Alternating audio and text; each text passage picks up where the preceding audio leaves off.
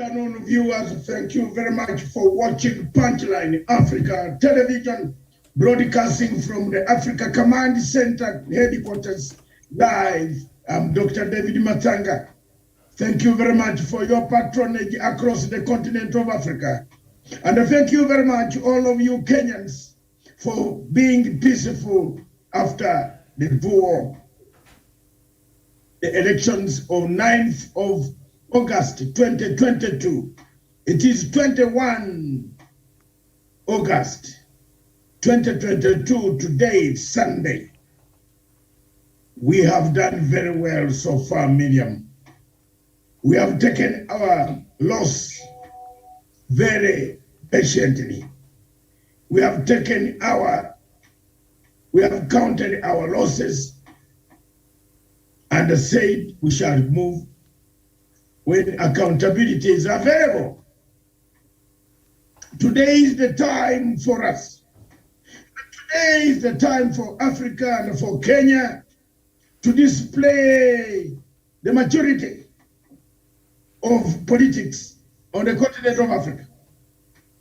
Today is a great day for me also, and a great day for my television that I started 6-7 years ago, sorry, knowing very well that, not knowing even that I'll reach where I am today, Miriam, with you together, smiling and telling people the truth. The people who have not listened to this television have missed quite a lot.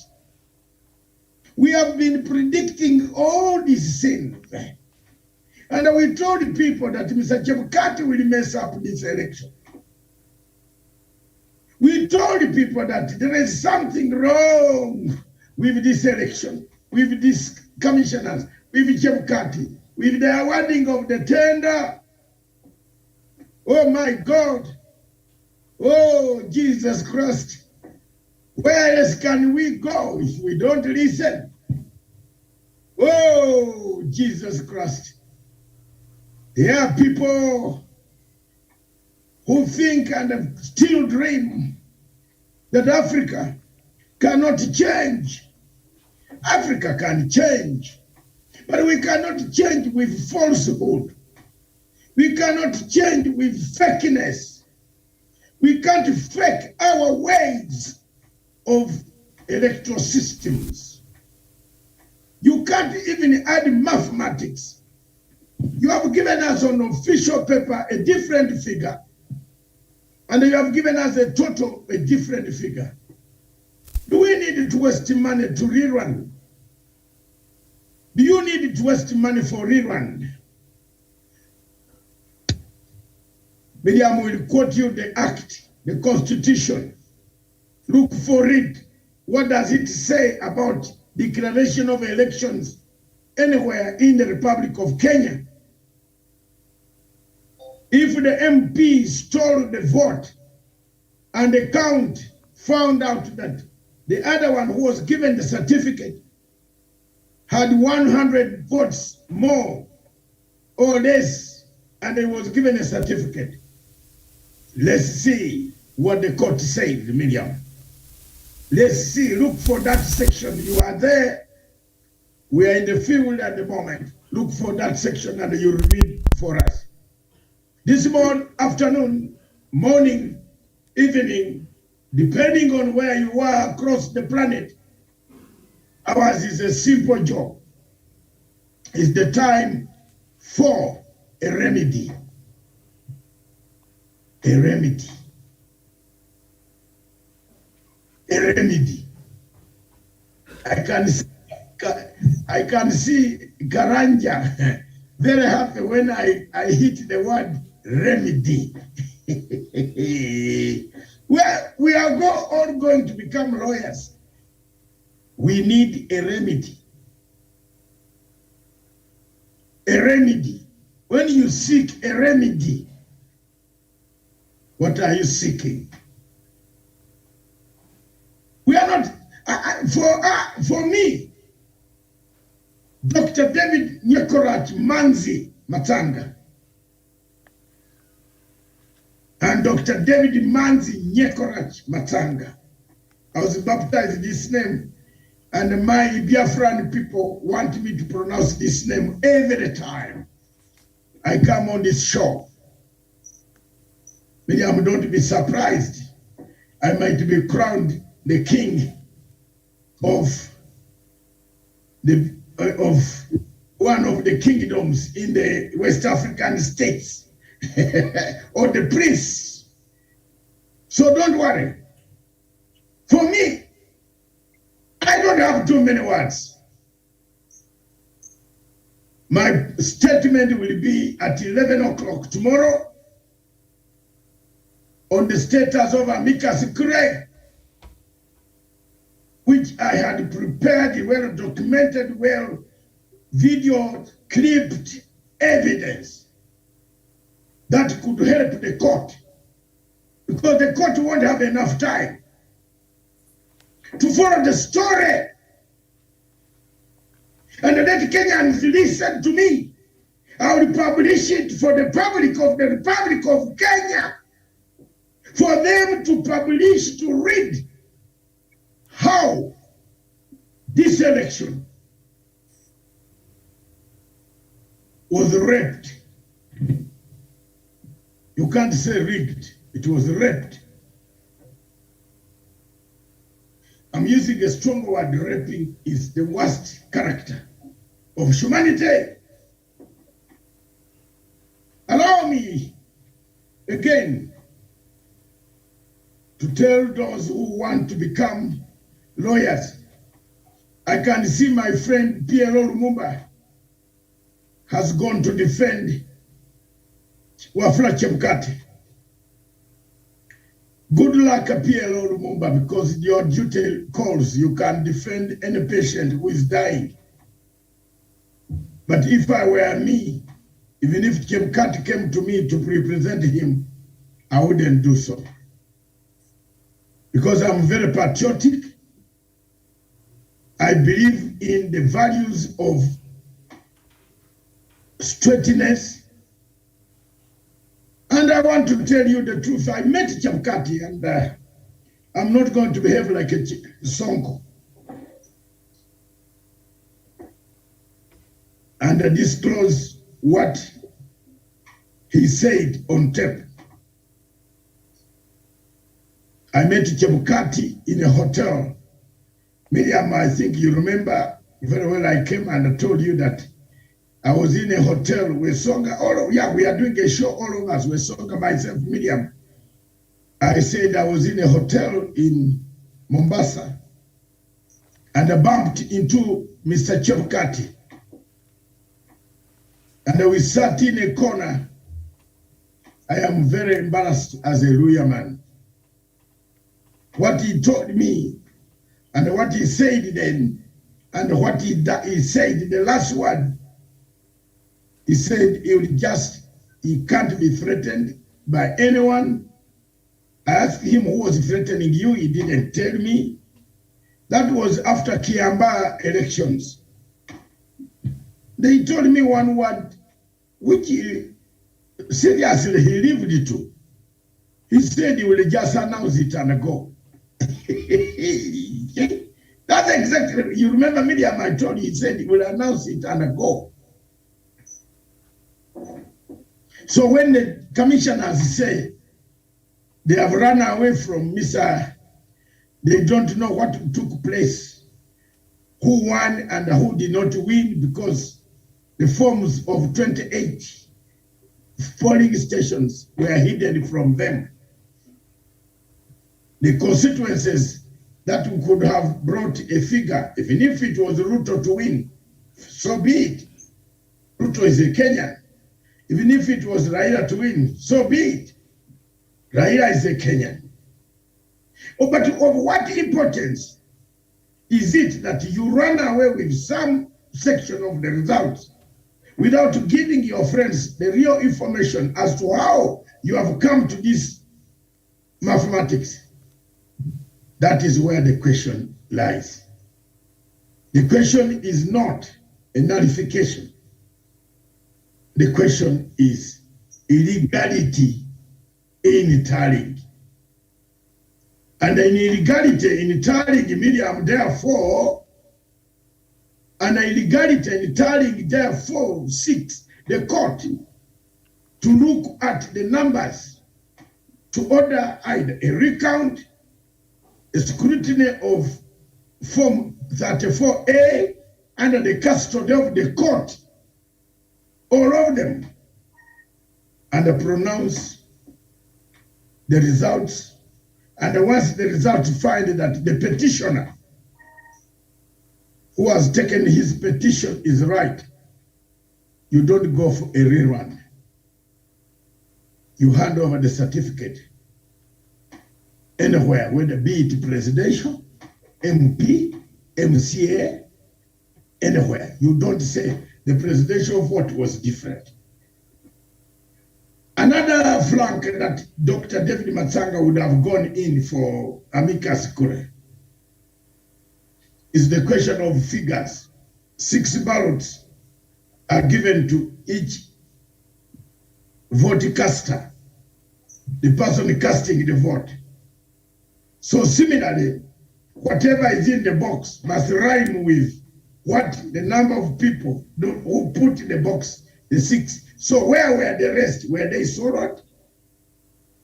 Did the angel Gabriel come and pick the rest and take them away?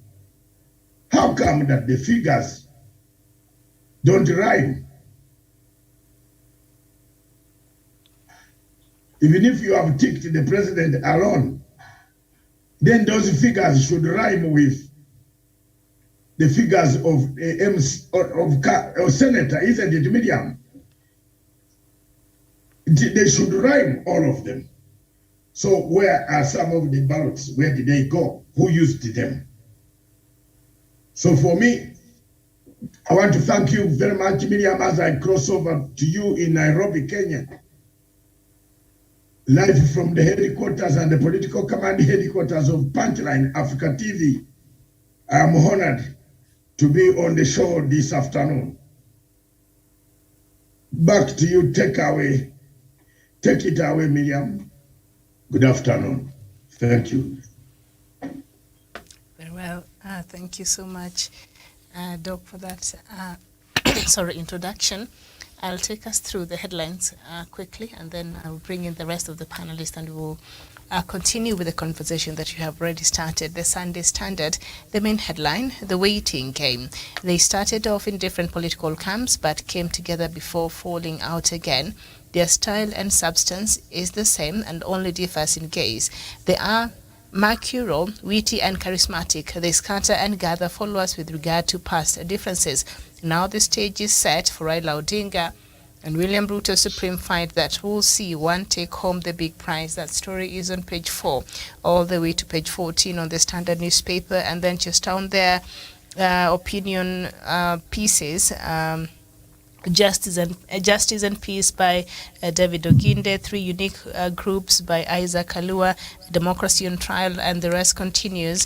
And then we go to the Sunday Nation, and the main headline, Raila's secret cards. The Azimio legal team has put together loads of documents and evidential material aimed at convincing Supreme Court judges that the Electoral Commission was involved in a series of fraudulent manipulations calculated to deny Odinga a win in the August 9th polls. President-elect Ruto, in readiness for an epic legal battle, has assembled senior lawyers to defend his victory. The story is on page 7, Ruto's political debts. That is on page 19 and 20, the Bomas choir that kept singing as politicians forward. That is on page 3. House of Suspects, MPs elect who will juggle court and parliament, and we see a few of them. Didmas Baraza, Oscar Sudin, Daniel Dambuki, Alan Chesang, and the list goes on. House of Suspects, very interesting, but we still elected them as Kenyans. And so that is what we have on the front pages of the leading newspapers this afternoon. We are also joined by Kiptanui Sevania from Nakuru. Kiptanui, a very good afternoon to you. A very good afternoon to you, Miriam. Good afternoon to my fellow panelists. I'm joining you live from Nakuru. Very well, and nice to have you. And we're also joined by Douglas Kirimi from Meru County. Douglas, good afternoon.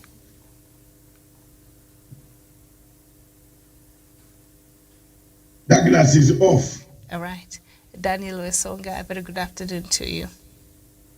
Very good afternoon to you, Miriam. Good afternoon to Dr. Masanga David at our African headquarters somewhere in Africa. And good afternoon to my fellow panelists, Javan Karanja, Kitanui Sebania, and our viewers who are watching this particular afternoon show. It is my pleasure to be on the panel, Miriam. Very well, nice to have you too, Daniel. And we are also joined by Javan Karanja from Nanyuki. Javan, a very good afternoon to you.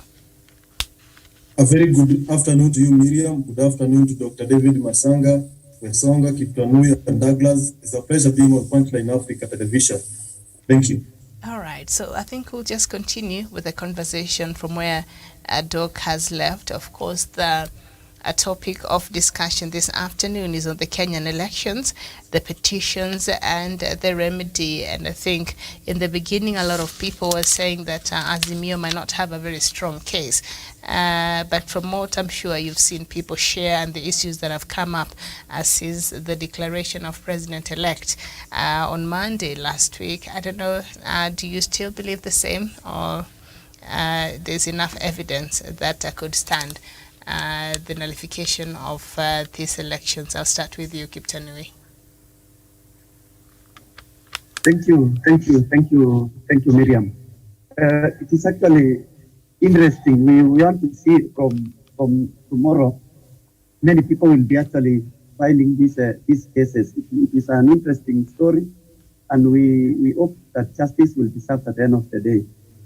There are so many suggestions. There are so many comments people are making, but some of us who are not lawyers, we have no comment. But the way we can see it, things are turning.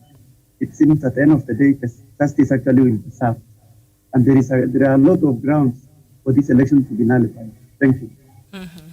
Okay, and on Friday, before we get into some of the story and how it has been captured inside these newspapers, on Friday, the Daily Nation, I think, still trying to work out Chebukati's mathematics here, the numbers and the figures that he gave. And on voter turnout, the contention is that Mr. Chebukati initially reported a figure of 65.4%. Of which would translate to, of the voter turnout, of which should translate to 14,466,779 against the register of Kenyan voters, which is at 22,120,458. So Chebukati, remember him telling us that there was a 65.4% voter register turnout, so that should translate to 14,466,779. However, the final tally announced by the commission had 14,213,000. So even his 65.4% that he announced was the voter turnout did not match with what the calculations according to the number of registered voters we have in the country. So that was supposed to be 14,466,000, but Chebukati announced about 14,213,137 total valid votes, and 113,614 rejected votes. So if you add all this together, the rejected votes and the valid votes together, they would add up to 14,326,751.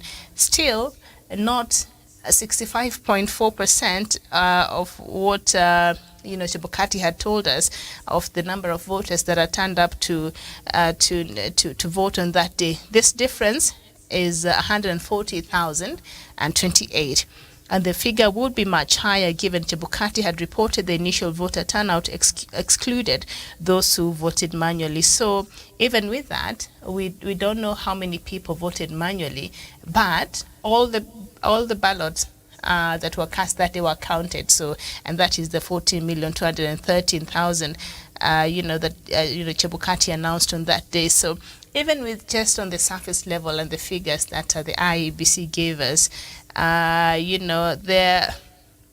it's still not adding up. And I know Kenyans have been struggling with this maths.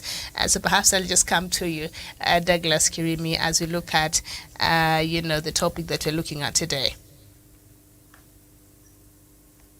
Douglas is not there, Javan. Oh, yeah, Javan, sorry. Or Daniel. Thank you so much, Miriam. And of course, I'll go by what Dr. Matsanga has put out there in his opening remarks, that in 2017, we had the presidential vote actually nullified simply because the IEBC could not explain where do maybe these extra ballot papers, which were cast for the presidential candidate and maybe in a certain areas gubernatorial candidate, without necessarily reflecting in the other electoral positions, where do they go? And that was the question that actually the IEBC was asked, and they could not actually be able to answer that. And what the commission said through its lawyers, that those were just mere statistics. And when put to explain what these mere statistics meant, they could not actually reconcile their balance sheets. So therefore, Miriam, you see, as someone who has done statistics and someone who has done computer,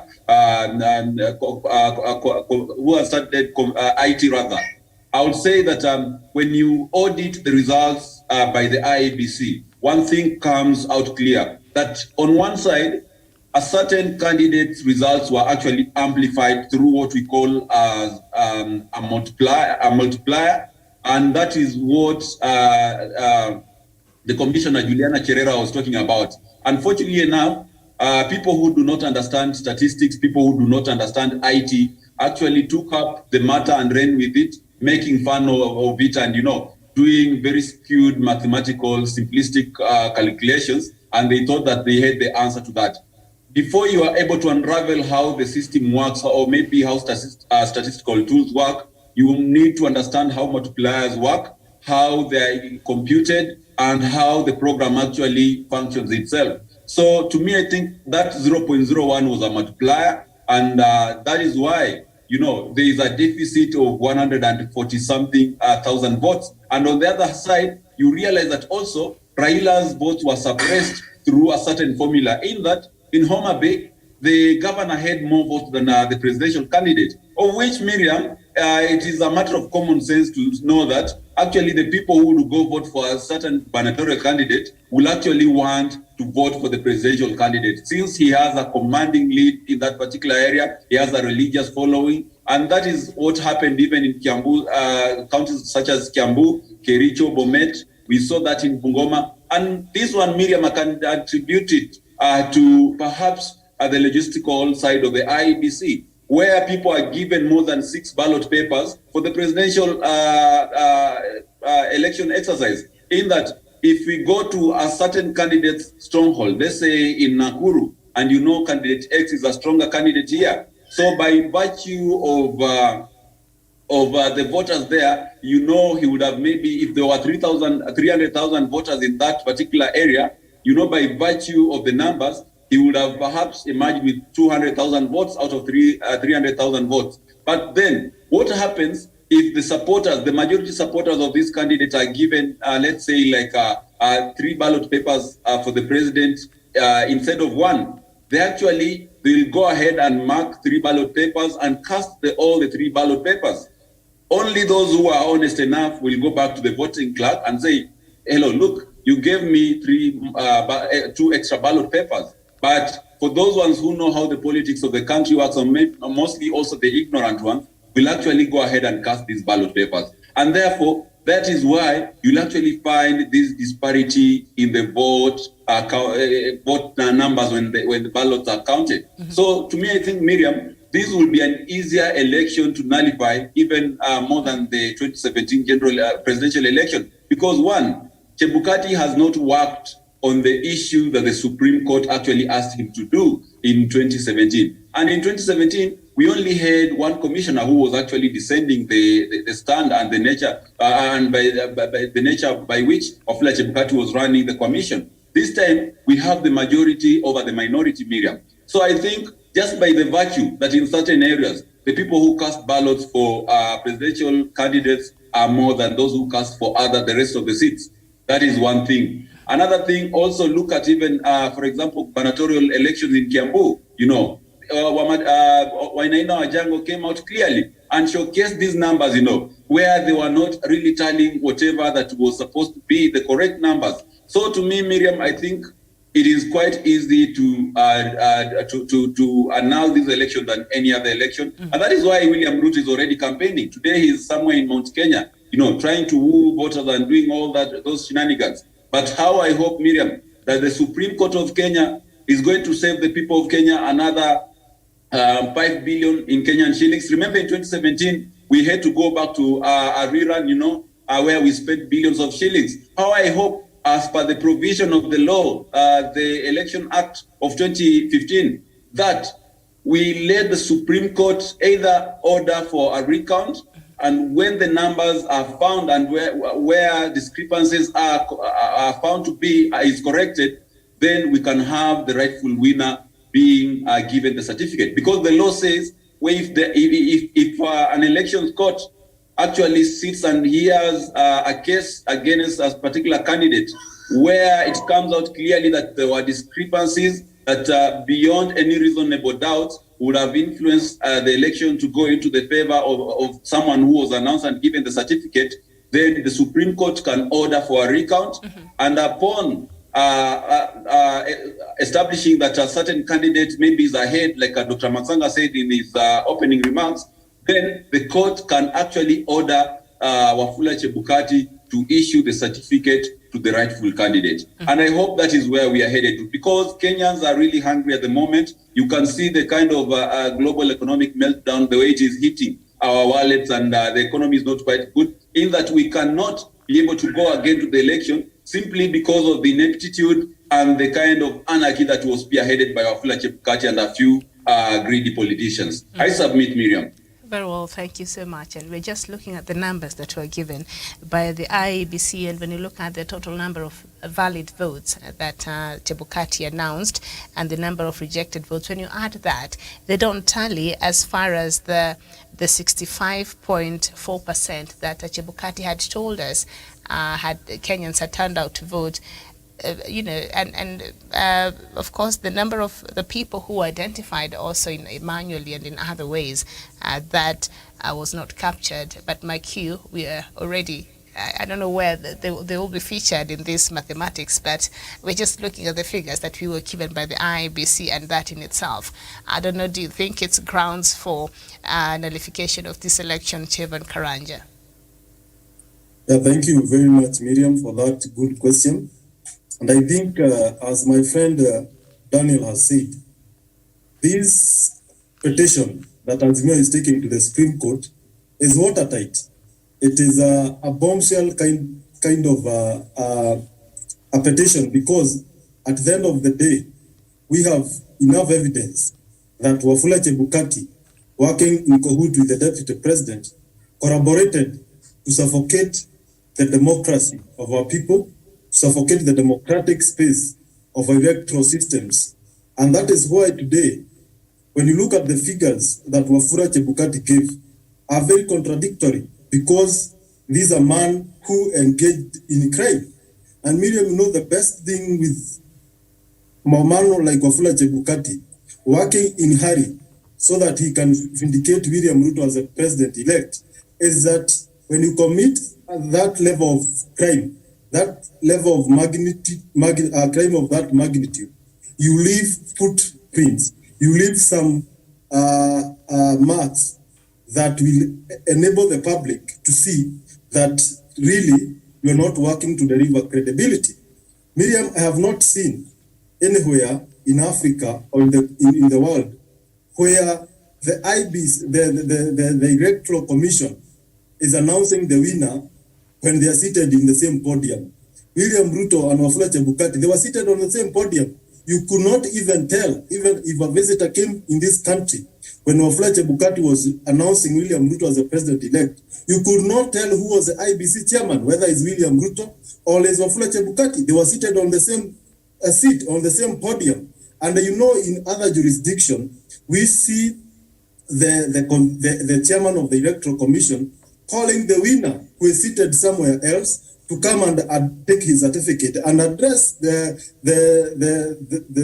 people who are on that auditorium. Therefore, at the end of the day, Miriam, we are looking at something that was very much and well planned by Wafula Chebukati to suffocate and to ensure that William Ruto becomes the president of this republic. Another thing is the issue of the Form 34As.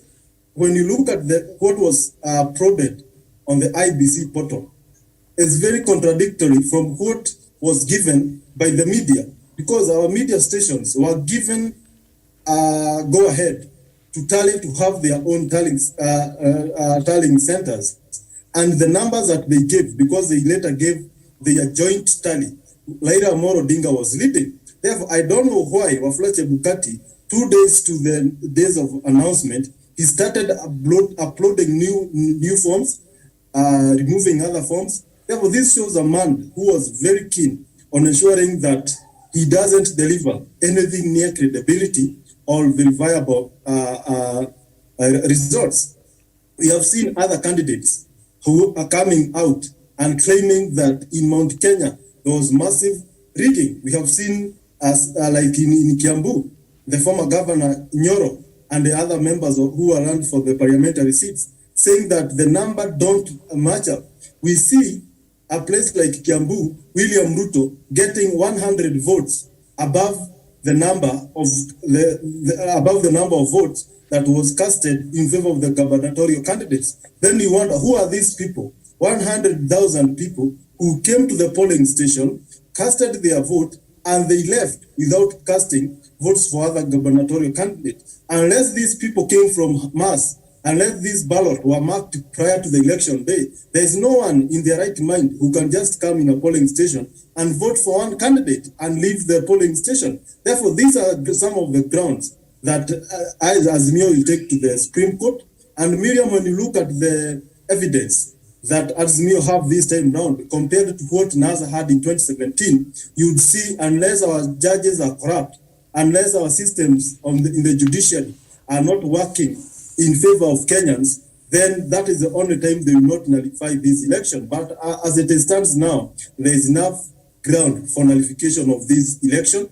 And Miriam, we need to, as we are going for this petition, we need to have a clause in our constitution, and these Supreme Court judges need to come out clear and say that if you're found to be a person who orchestrates electoral rigging, electoral malpractices, we should not let people like Wafula Chebukati go without punished, without having some punitive measures that are put in place to ensure that in future we will not have the likes of Wafula Chebukati interfering with our electoral system and almost crimping this country into violence. I think in 2017, Wafula Chebukati committed some irregularities, but there was no punitive measures. There was no kind of a protective measures that were put in place to ensure that that thing don't happen in future. Therefore, this time round, we need to ensure that if Wafula Chebukati and the candidates who he worked in favor for, if they are found culpable of committing electoral crimes, they should not be allowed to oversee any other election, and they need to be taken to committee to serve their sentence for committing crimes against the well-being of our people, against the constitution, and against our democratic space. I think that should be emphasized to avoid having the people like Wafula Chebukati coming in our electoral system, committing crimes and walking scot-free. I think that's something that we need to look at to. Therefore, at the end of the day, Miriam, I see this election being nullified. I see people going for a rerun or a recount. And at the end of the day, whatever the outcome, the people of Kenya are willing to live peacefully as we have coexisted since the president-elect was announced. That is the same peace that we want to see prevail. Even if the outcome will not favor Azimio or Kenya Kwanza, we want to see our leaders keen in ensuring that we have a country that is bigger than all of us, a country to protect. We don't want to see people burning or having forceful eviction in some place of this country. We are all Kenyans, and we all have a right to coexist in all parts of this country. Thank you. Absolutely. Thank you so much. Jevan Karanja, Paul Onyango, if you can hear me, good afternoon to you.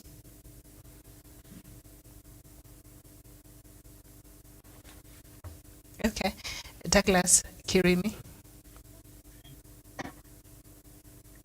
A very good afternoon to you, Miriam Ogutu, and also to Dr. David Matsanga, and also to Sean Wesonga, Javan Karanja, Kiptanui Saveni, and also to our friends across the world. Good afternoon, good evening, and also good morning, depending on where they're watching us from, Miriam. Thank you for having me on the show. Mm-hmm. So we are looking at the petitions and remedy and just perhaps some of the grounds that might be problematic. And I think a lot of spotlight has been cast on just even the figures that Chebukati gave us. The chairperson of the Electoral Commission.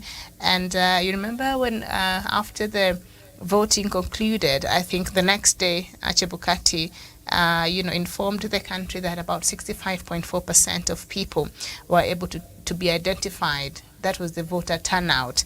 And he said he had not even included, that did not include the number of people who were identified in other means, either by the physical register or the photograph of the person and the ID, like they had offered as another alternative way of identifying voters. But when you look at the number of, we're just working with the figures that we were given by the Electoral Commission that have proved to be a little bit problematic. So when you look at 65.4% of 22,120,458, that is the total number of registered voters in Kenya. So by Chebukati telling us that 65.4% were identified by biometric, then this should translate to 14,466,766. But instead, Chebukati gave us a different figures. When you look at the number of valid votes, all right, and you add that to the rejected votes, which is about 113,000. When you add this to the valid votes and the rejected votes, and then you get the total of number of votes that were cast that day, it aggregates to 14,326,751. So it does not even form the basis of the 65.4% of the people that Chebukati said turned up to vote. And this is short by about 140,028 votes, and you have not even added yet the people who were identified in other ways. So when you look at these figures, they are stubborn and they're refusing to add up even without even going to the details of other grounds that perhaps the people who will be heading to the Supreme Court tomorrow might be looking to also use as grounds to nullify this election. Thank you, Miriam.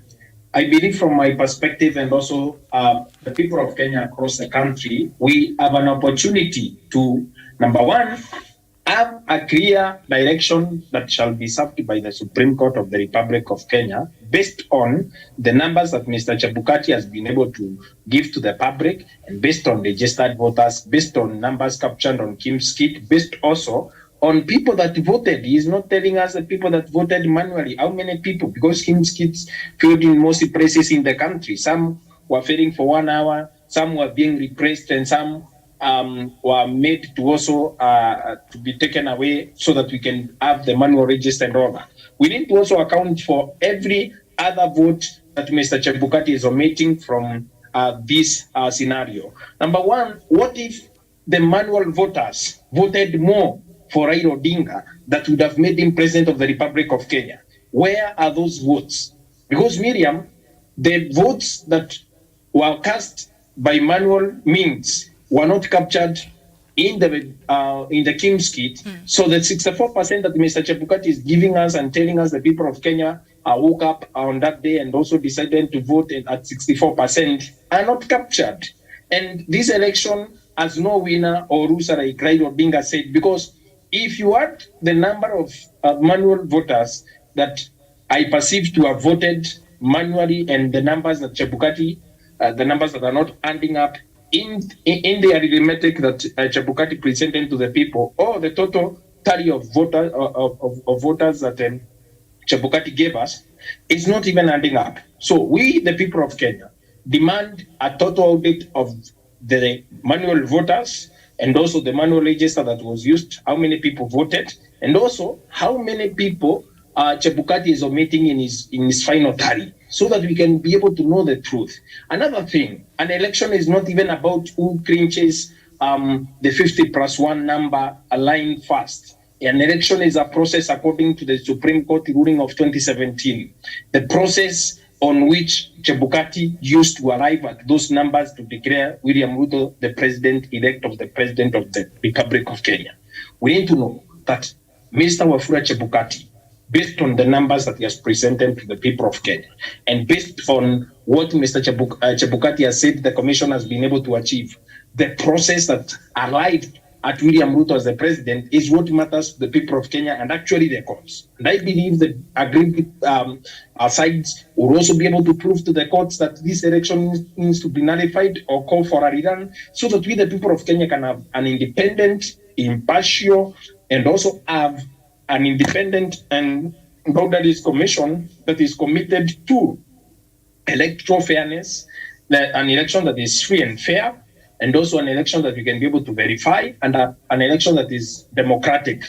What we have seen is that Mr. Chebukati said that he was harassed and also intimidated, but he is there by the glory of God to also declare President-elect William Ruto as the winner of the general election that was held on 9th of August 2022. But afterwards, what we have seen from Mr. Wafula Chebukati are tendencies of a dictator. What we have seen Mr. Chebukati display are tenets of a dictator, a man that is not even in charge, a man that is taking orders from another, a man that is taking orders from another quarter, a man that disregards teamwork, a man that disregards advice, a man that disregards the rule of law that he keeps shouting that he's upholding, a man that does not want fairness. And we cannot be calling Kenyans to be peaceful when there is no justice even from the mouth of Mr. Wafula Chebukati in the statements that he's releasing to the media. And Miriam, there's also another aspect that I have found to be very crucial.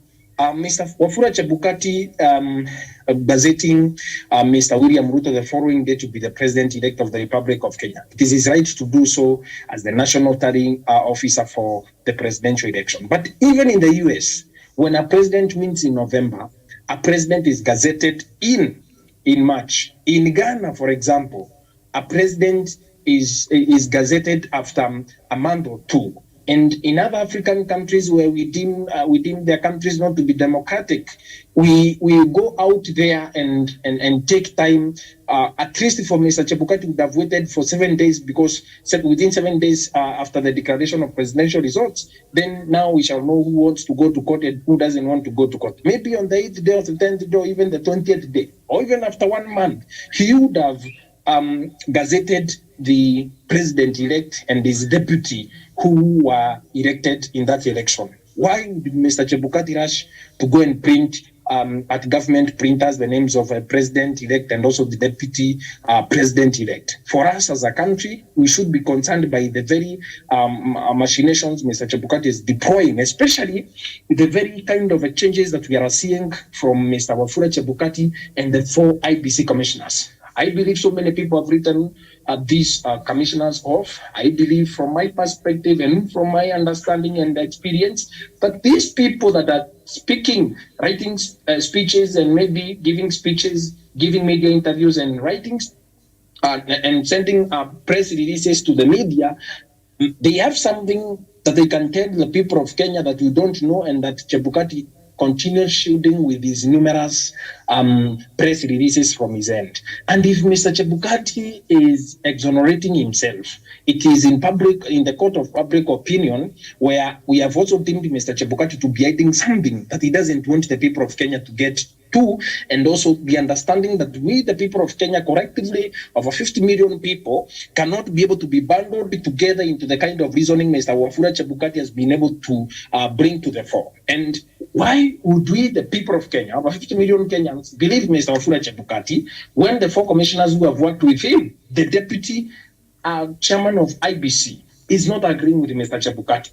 People at IBC, the staff at IBC, continue disagreeing with Mr. Chebukati each and every day for his dictatorship and also the way he's running the commission. That commission is an independent institution. It's not Mr. Wafula Chebukati's private property. And we, the people of Kenya, demand answers from Mr. Wafula Chebukati, even as he's taken to the Supreme Court. And I'm also asking for punitive action to be taken against Mr. Wafula Chebukati and anyone that will be found culpable of ruining this election medium. For example, there are so many workers, IBC workers, who are compromised and given money, and IBC materials were replaced with would be winners of the election, and across the country, people have lodged petitions in courts. In Meru, for example, 3 major seats have attracted 3 huge petitions that I believe that are going to also form the basis of what is going to happen at the Supreme Court. The evidence is overwhelming. And I believe from my perspective and what the private investigators of the said candidates have been able to bring together, and the defense of those cases will be huge. I believe Mr. Wafula Chebukati Underbelly is not going to be exposed before all is said and done. What I'm urging the Supreme Court of the Republic of Kenya is that they should remain true to the letter of the Constitution, and also to stick to the rule of law and bring these matters to a conclusive end, and also take punitive actions against people like Chebukati. If Chebukati is true, like he said that he's a man that is following the rule of law, let him be exonerated in the court of public opinion and also the Supreme Court of the Republic of Kenya. But also of importance, Miriam, is that the exchanges that we are seeing from Mr. Wafula Chebukati and the commissioners, these exchanges that we are seeing in the media to and forth, the underbelly of the whole thing is with Mr. Wafula Chebukati. The buck stops with him.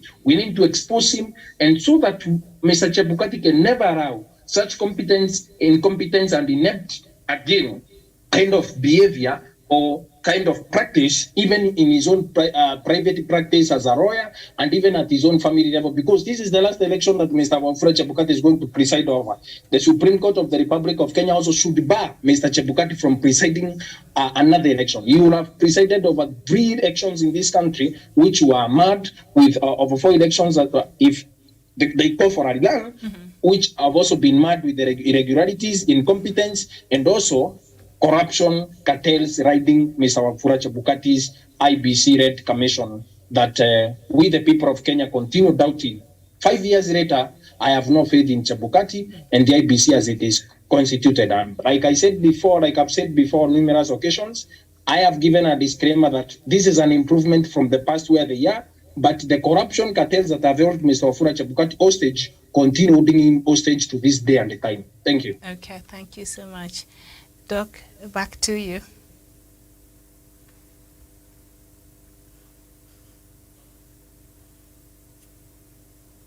You're muted. Thank you very much, Douglas. Thank you very much, Javan. Thank you very much, Daniel Kiptanui Savania.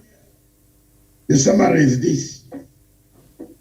The entire election, presidential election, was corroded with acidic toxins. That's it. I cannot say anything beyond that. It doesn't add up. The paper, the official paper of Wafula Chebukati, lawyers have been told, don't even say more. What do you want to, why should the country waste more time to conduct all the Form 34As have watermarks. The forms that are in custody that I have seen have no watermark. So where did they come from? The election of Kenya was lost and won in Bungoma. Bungoma County, add the figures of Bungoma County alone. Because there was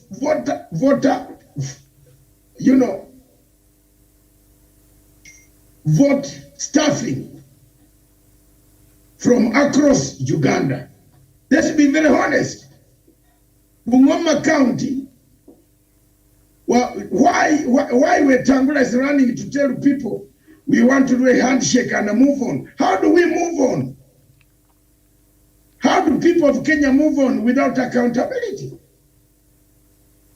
Miriam, you heard Wafula saying that Raila Amolo Odinga does a handshake with Ruto and he forgets and moves on. He comes too near, too close, but never too, because he knows he's the fifth, number one. He's one of those who started the scheme of betraying the people of Kenya in stealing this election by bringing a company that whose offices are like a toilet in Greece. How does a country called Kenya give a company that has an office that look like toilet papers and toilet in Greece to print your papers? Surely, a dignified country in Africa gives an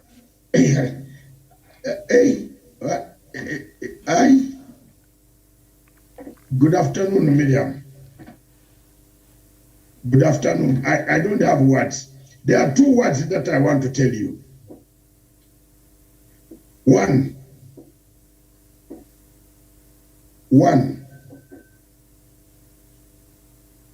illegal tarring corroded the entire system.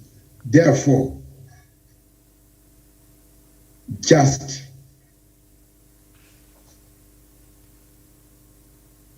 ask for a recount. Two, nullification is not the question here. The figures are the question. And the chairman has given us the figures to start with on his own official paper, upon which he used, as Miriam has been calculating here, he used to declare Mr. William Samoei Ruto a winner. What do we do? What do we do? We just recount. Why did he run away with 28 constituencies? We just recount the figures. That's all. That's my first point. The next point is friendship. What is friendship? What constitutes friendship in Africa?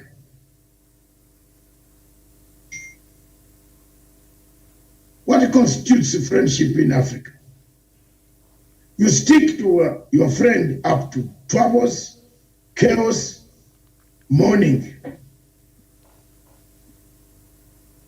But when you see Peter Kagwanja, a man that I thought was worth salt, even running to work for Ruto and saying Ruto is the best man, I think I don't want even to proclaim myself as a man who has gone to school. I think the schools have brought us a big problem to us, Miriam.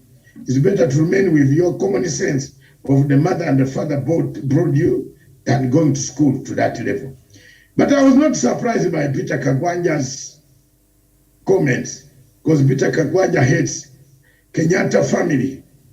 Peter Kagwanja is the one who went to divide, to kill President Uhuru Kenyatta in the mountain.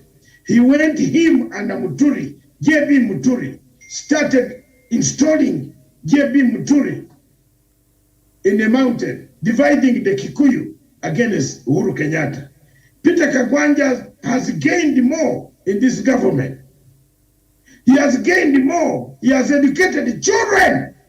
Some of us have not educated children from this government. We have not got houses from this government. We have got nothing. But friendship is very important. But Peter Kagwanja, what you did in South Africa, I saved you from Mugabe's gallows. God will only save you one day. You have hated Uhuru Kenyatta's family. You wrote statements in ICC against them. We forgave you. But now you have come to do dangerous things, Peter Kagwanja. If other people don't tell you, I am telling you. You have gained more in this government. Some of us have gone home with trousers as we came, the way we came. But you gained more bodyguards. You have bodyguards some of us don't have. Kagwanja, I'm out. Utafanya nini wewe? Tutakutana. You hate Kenyatta. What has he done to you? Kenyatta gave your wife a job. What has he done to you? Time has come for us to speak out. No, we have been keeping quiet for a long time. And that has caused Ruto to grow wrong roots in this country. You have seen this. You have read what the Peter Kagwanja rubbish is writing. The deep state gives him even security and a house where to live. And he insults the same people. What type of people are these? Good afternoon, Miriam. Thank you very much. Let me go and have my water. You can conclude the show. Let Peter Kagwanja stop insulting Uhuru Kenyatta. Kenyatta has given you what you don't have. You are just working for an NGO in South Africa. What were you? You are just copying my work from the Facebook. And my work from what?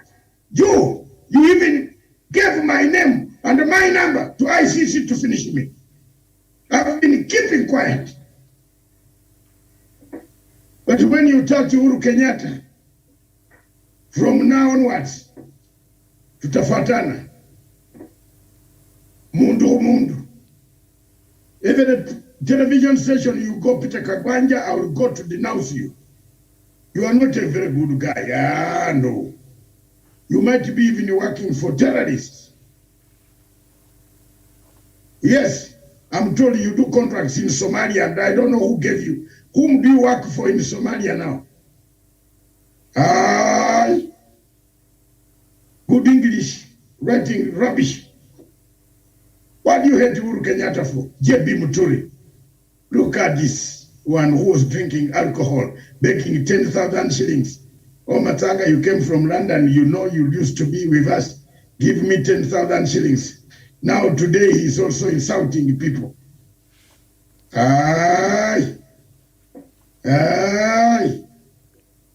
Thank you, Miriam. Finish it. God bless you, all of you. I see you tomorrow, Javan. I see you tomorrow. September, I'm upset. Just conclude your programs. That's it. Thank you.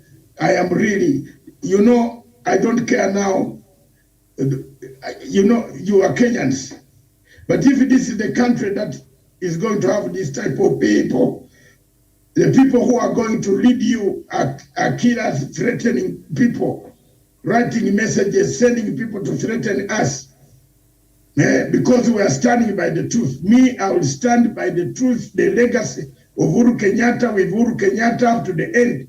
When it ends at the hands of a power, that will be the end, and I will stand as an African. But Mr. Ruto, stop sending people to threaten me. I have a right. I can even go to London, and one day you might not even step there.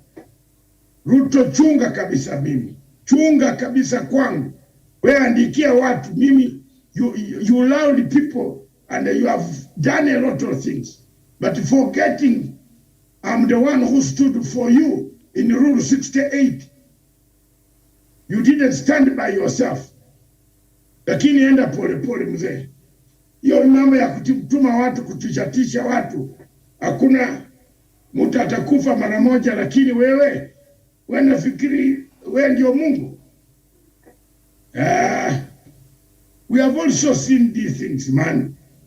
Oh, if Matanga this, that, Matanga is this, we shall do this. Matanga, this my foot. Do I sleep on a tree? Leave me to go home, I'll go. Will I sleep at a tree? Kwenda. Unaniambia nini? Nafanya nini? I have not beaten anybody. I have not killed anybody here. My crime is to defend Uhuru Kenyatta Miriam. And I've defended it very well. And my other crime is to accept His Excellency, the Right Honorable Prime Minister, for a handshake. And I've stood firm. So what could teacher me every day? Mnaandika, oh, this we shall take you home.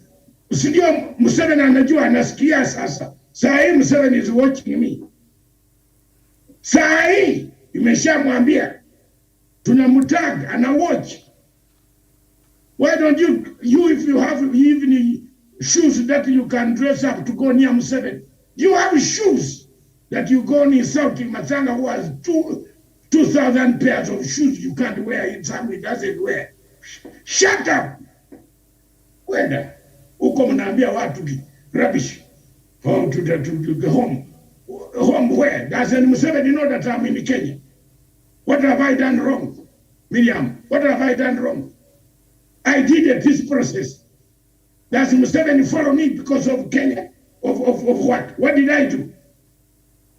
I signed a political process. He conned me money. I am not looking for that money. He's taken it. He knows where I am. So hii kitu ya kutishatisha mtu mwadi mnatishatisha all the time. Oh, we shall take you home. So Ruto is coming to uproot people. The way he is uprooting, targeting Kinoti. So we and Kinoti should be killed. If you are coming in president, you want to target people, then how will that presidency look like?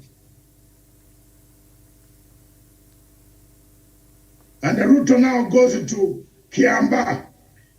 Let me mention this before I leave. As if God is only in Kiambu. Is God, is Ruto's God in Kiambu only? Why doesn't he go and pray with his people in Sungoi whose lips are white, standing outside? They are waiting for food. He's inside eating. So many people have been staying there. He can't give them even a Sunday service. He's busy in Kiambu near Uhuru's home. After you have destroyed Uhuru in the backyard, you are busy mocking him. Remember, Uhuru paid for you legal fees. You had no money. You had taken all your money into Uganda with your wife is the bank managing director there. Is the bank managing director of your companies. We are revealing many people until you are put on sanctions, put on tight sanctions that you will only be, if you capture power here, you will not move anywhere. You don't know me. Don't try, man. Don't. Hiyo nakwambia wazi Ruto, Mr. Ruto, please solve your problem with Raila. But kuingia pande hii, wewe uko kwa shida wana. Mkumbuka najua kila kitu yote ya ICC. Niko na wewe, if I don't also tell you, you might think I'm stupid, Mr. Ruto. Hey, you start profiling people, then kill them.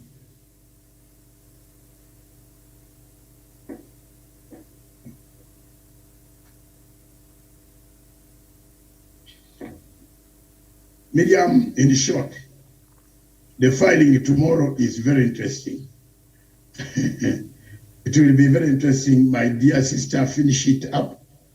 If it is sad when you have friends of that nature, you have a man, Peter Kagwanja, you have Douglas speak about Peter Kagwanja.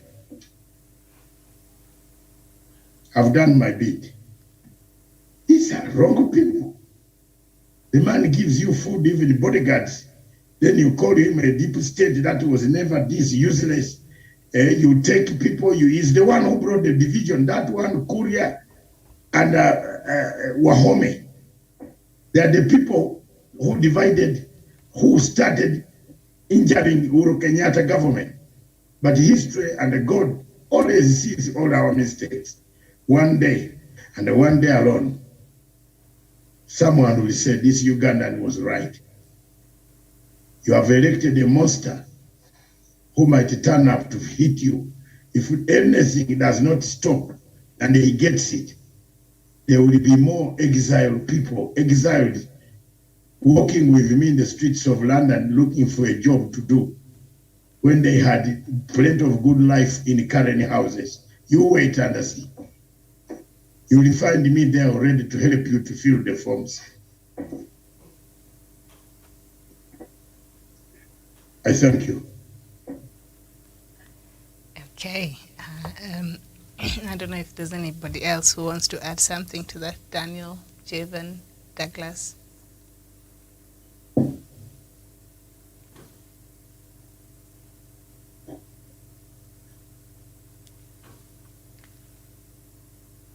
Daniel?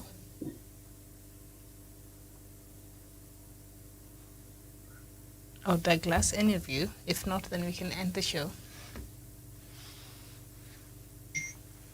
All right. Captain William. Yes, go ahead. President Uhuru Kenyatta's predicament in quote or political issues have also taught us something that we could not be able to run before until it happened to President Uhuru Kenyatta. J.B. Motuli met President Uhuru Kenyatta when President Kenyatta was a 26-year-old young person. And since then, he has been depending on President Uhuru Kenyatta for upkeep and everything that he has in his life. Kagwanja, whose wife is Monica Juma, was employed by President Uhuru Kenyatta from day one of his administration in 2013.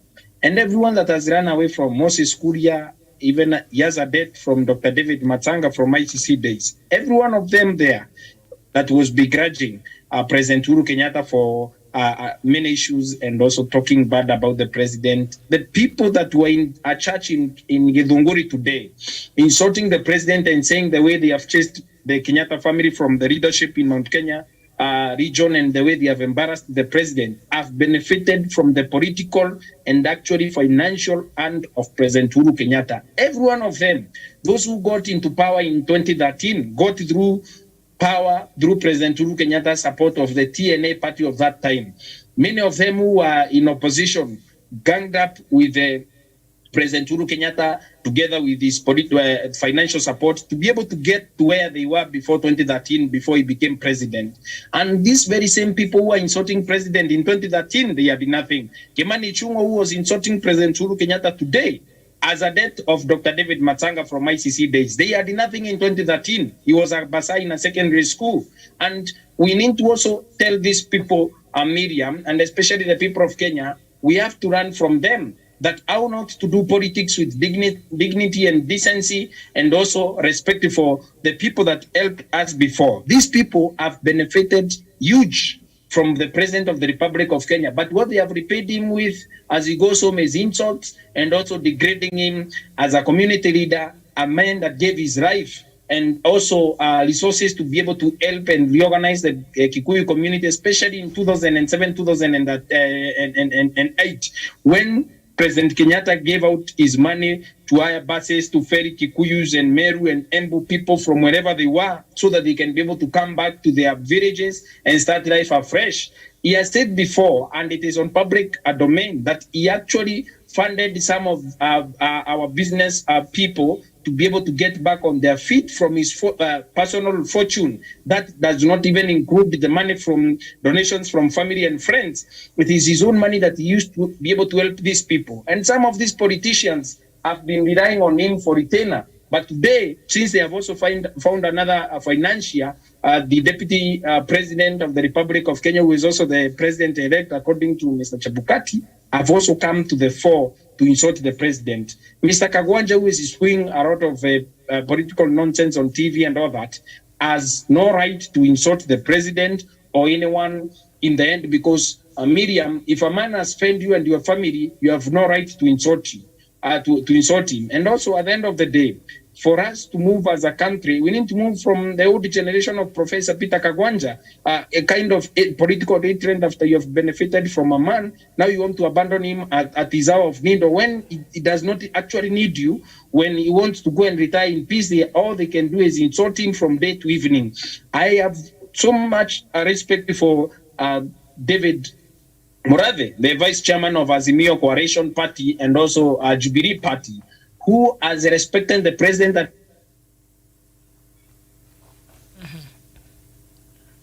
who has not gone out of his way. Thank you, Miriam. I submit. Okay.